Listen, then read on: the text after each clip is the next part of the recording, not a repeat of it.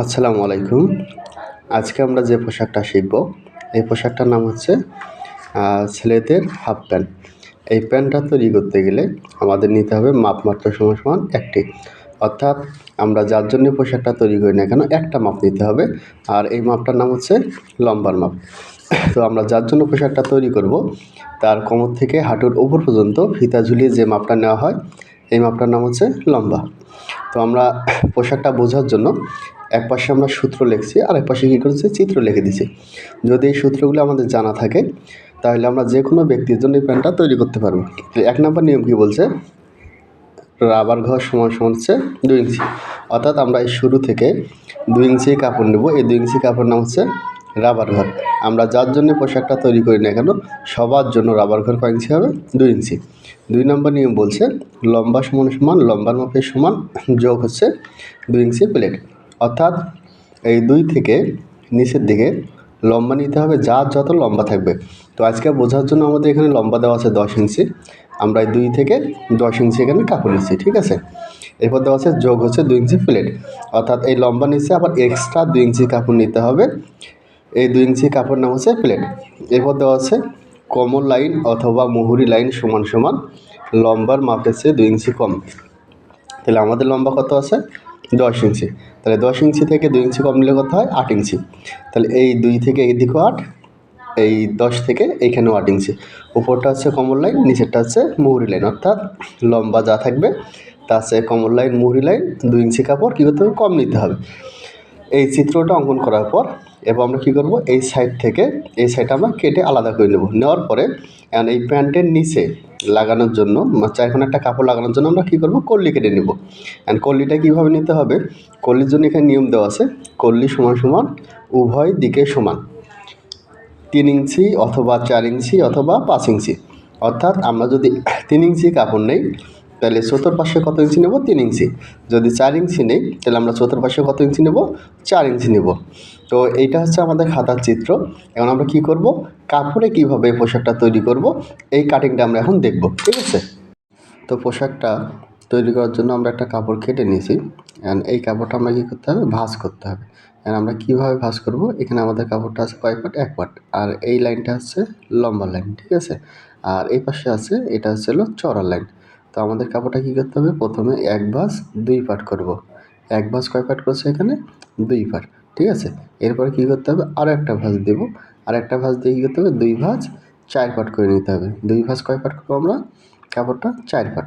২ ভাঁজ ৪ পাট করার পর এখানে আমাদের সম্পূর্ণ কাপড়টা ভাঁজ দেওয়া যাবে না। আমাদের কী করতে হবে, কলির কাপড় বের করতে হবে। এই জন্য আমরা কী করবো, একটু সাইডের দিকে কাপড়টা একটু বাতি রাখবো। আর ওই সাইডে যেন কি আমাদের খোলা সাইড থাকে, ঠিক আছে। তো এরপর কী করবো, আমরা এখানে চিত্র অঙ্কন করব এবং আমরা মাপ দিয়ে দেখব যে আমাদের এই চওড়ার দিকে আমাদের লম্বা যেহেতু ১০ আছে, যেন চওড়ার দিকে ২ ইঞ্চি কম, অর্থাৎ ৮ ইঞ্চি হয়। তো আমরা ৮ ইঞ্চি কাপড়টা মাপ দিয়ে নেওয়ার পরে এখন আমাদের কী করতে হবে, চিত্র অঙ্কন করতে হবে। তো চিত্র অঙ্কন করার জন্য আমরা প্রথমে স্কেল হোক বা ফিতা হোক, যে কোনো একটা জিনিস ব্যবহার করব। তো আমি আপনাদেরকে স্কেল দিয়ে এখানে বুঝিয়ে দিচ্ছি কীভাবে চিত্রটা অঙ্কন করতে হবে, ঠিক আছে। প্রথমে আমরা কী করব, এখানে রাবার ঘর নেব হচ্ছে ২ ইঞ্চি। রাবার ঘর কয় ইঞ্চি? ২ ইঞ্চি। আমরা যার জন্য পোশাকটা তৈরি করি না কেন, সবার জন্য রাবার ঘর ২ নেব। আবার ২ থেকে নিচের দিকে নিতে হবে লম্বা, অর্থাৎ যার যত লম্বা থাকবে তত ইঞ্চি। তো আজকে আমার লম্বা ১০ ইঞ্চি, আমি ১০ ইঞ্চি কাপড় নিলাম। আবার ১০ থেকে নিচের দিকে প্লেট নিতে হবে ২ ইঞ্চি। এই ২ ইঞ্চি কী করার জন্য, নিচে ভাঁজ দিয়ে সেলাই করার জন্য। এবার কী করতে হবে, যেখানে ২ আছে এখান থেকে আমরা ৮ ইঞ্চি কাপড় নেব। এটার নাম হচ্ছিল কোমর লাইন, অর্থাৎ লম্বা যা থাকবে তার চেয়ে ২ ইঞ্চি কাপড় কম। যেহেতু আজকে আমার ১০ ইঞ্চি আছে, এই জন্য আমি এদিকে করলাম ৮ ইঞ্চি নিলাম। আবার নিচে মুহুরি যে লাইনটা আছে, এইখানেও হবে কয় ইঞ্চি? ৮ ইঞ্চি। অর্থাৎ কোমর লাইন, মুহুরি লাইন লম্বা যা থাকবে তার চেয়ে ২ ইঞ্চি কাপড় কম নিতে হবে। এরপর কী করব, আমাদের ২ সাইডে ৮ ইঞ্চি করে দাগ দেওয়ার পরে কাটিং সাইডে যে সাইডটা আছে, এই সাইডটা আমরা কী করব, সোজা করে দাগ দিয়ে নেব, ঠিক আছে। তো এখানে কিন্তু আমাদের চিত্র অঙ্কন করা কমপ্লিট। এবার আমাদের কী করতে হবে, এই পোশাকটা কাটিং করতে হবে। তো কাটিং করার জন্য আমরা কী করব, সর্বপ্রথম নিচের দিকে অতিরিক্ত যে পার্টটা আছে এই পার্টটা কেটে আলাদা করে নেব, ঠিক আছে। এরপর আমাদের কী করতে হবে, এই কাটিং যে সাইডটা আছে এই কাটিং সাইডে আমরা এই পোশাকটা কেটে নেব, যে দিক দিয়ে আমাদের অঙ্কন করা আছে। তো এটা কাটিং করার পরে আমাদের যে কাজটা করতে হবে, যেখানে দেখব যে আমাদের এই যে এখানে যে প্লেটের জন্য যে চিহ্ন করা আছে ২ ইঞ্চি, আমরা কি করব, এই প্লেট 2 ইঞ্চিতে চিহ্ন করব। আর এই চিহ্নটা অবশ্যই খোলা সাইডে করতে হবে, ভাঁজ সাইডে করা যাবে না। ঠিক আছে, এখানে আমাদের চিহ্ন করা হয়ে গেছে। এখন আমরা কি করব, কল্লিটা কেটে নেব। এখন কল্লি কাটার জন্য আমাদের সাইড থেকে যে কাপড়টা বের হয়েছে এই কাপড়টাতে চতুর্পাশে যদি আমরা 3 নিই 3 নেব, 4 নিলে 4 ইঞ্চি নেব। তো এখানে আমি আপাতত বোঝার জন্য 4 ইঞ্চির মতো একটা কাপড় নিলাম। তো আপনারা অবশ্যই এটা কী করবেন, একটু মাপ দিয়ে নেবেন যেন চতুর্পাশে এক সমান হয় কাপড়টা। কারণ এক সমান যদি কল্লিটা না হয় তাহলে কী হয়, প্যান্টটার পা একদিকে উঁচু আর একদিকে নিচু হয়।